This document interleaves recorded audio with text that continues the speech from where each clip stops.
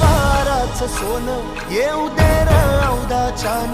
काली पदरात दान देवा कृपा करी